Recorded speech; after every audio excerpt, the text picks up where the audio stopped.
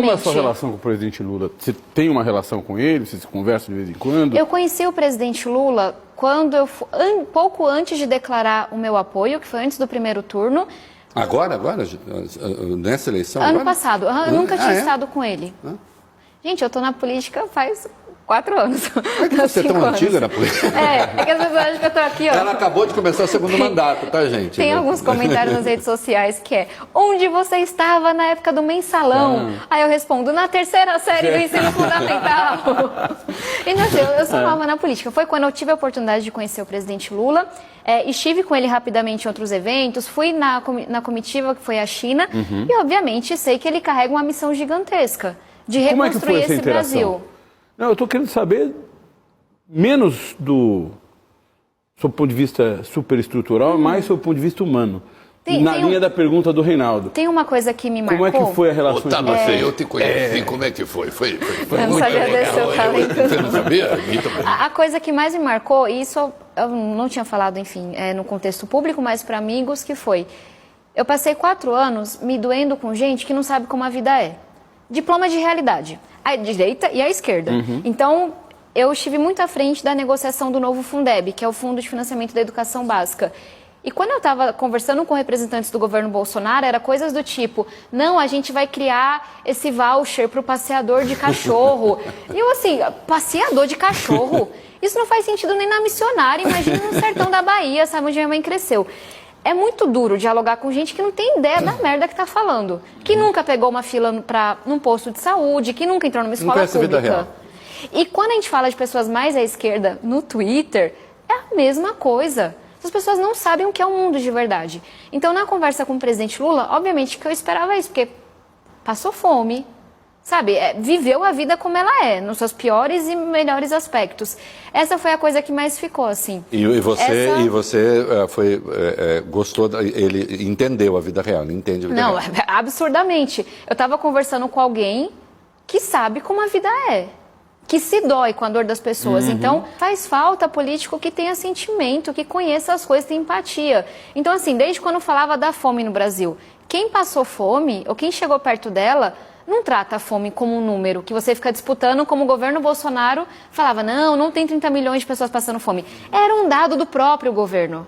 A pessoa que passou fome é outra dinâmica. E aí uma coisa que é muito cara para mim é ensino técnico. Porque a gente tem essa visão elitista no Brasil de que ensino técnico é para quem não consegue fazer faculdade. Na prática, o mais pobre não está nem terminando ensino médio.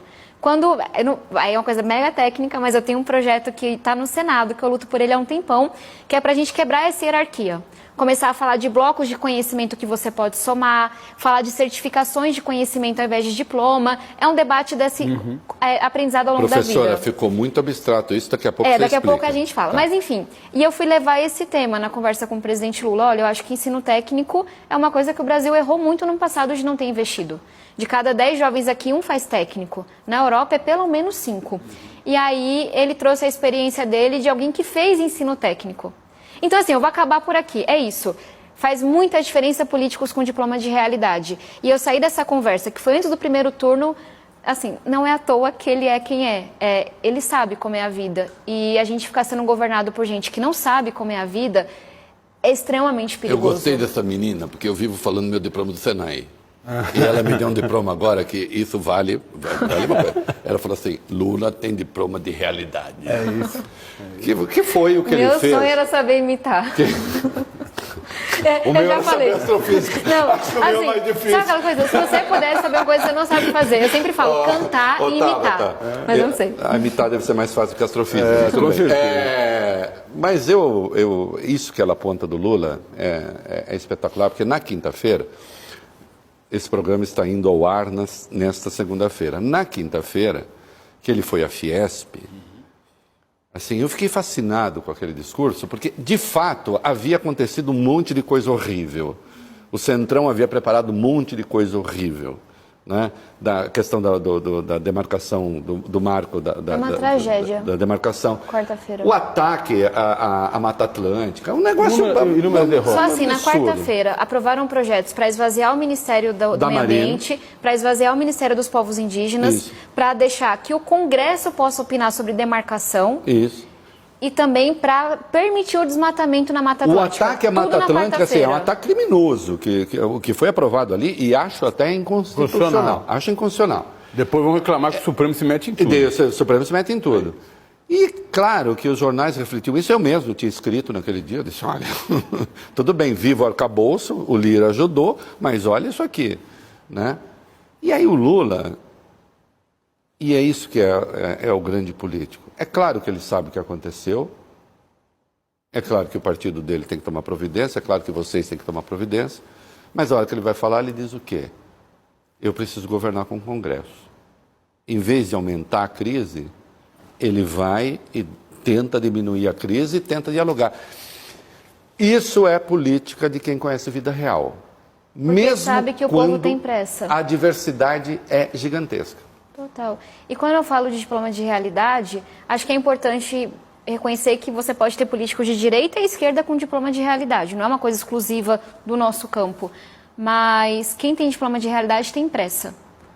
É importante ter político que vai subir no palanque e fazer o discurso bonito. Mas geralmente isso não resolve nada. E quem sabe a urgência da fome, a urgência do povo, pula essa parte e fala, tá bom, vou sentar para negociar com você. Posso não gostar de você, posso não concordar com você, mas tem um problema para a gente resolver e eu tenho pressa. E eu acho que isso é uma das coisas que a gente perdeu nos últimos anos. Muito político de palanque, muito político de Twitter e pouca gente disposta a sentar, conversar, negociar, dialogar para resolver problema concreto. No final dos anos 70, começo dos anos 80, dois políticos Não de tinha esquerda... nascido ainda. Mas essa história conhecida, ela conhece, é uma moça culta. Dois políticos, um de esquerda e um de direita, disputavam as eleições presidenciais da França. O Mitterrand, de um lado, de esquerda, e o Giscard d'Estaing, de direita. E no debate, o Giscard d'Estaing diz uma frase famosa para o Mitterrand. Vocês não têm o monopólio do coração. É verdade? A esquerda não tem o monopólio do coração? Não tem gente de direita que tem coração? Vem muitas coisas à minha cabeça, tô tentando... Mas eu lembrei de uma outra do ministro do... Diga. Depois você fala. Do ministro do Mitterrand, ministro da Economia. Puxa, o nome me fugiu, porque também a idade pesa. Mas essa é maravilhosa, porque você lembra que o Mitterrand ele começou com um governo de esquerda mesmo, e depois ele começou a recuar, porque as coisas começaram a dar muito errado. E aí alguém perguntou para o ministro das Finanças do Mitterrand, vocês estão fazendo coisas que a direita faria. Qual a diferença? Ele falou que a gente faz com dor no coração. Pode procurar essa frase. Essa é muito e é genial. É, claro. A nossa diferença, a gente faz com dor no coração. A gente sente muito. A direita. Tem gente de direita que tem coração? Tem.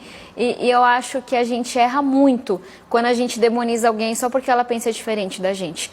Tem limite para o diálogo, tem limite para a negociação e para mim o limite é a lei. Eu vou sentar com alguém que é nazista? Jamais.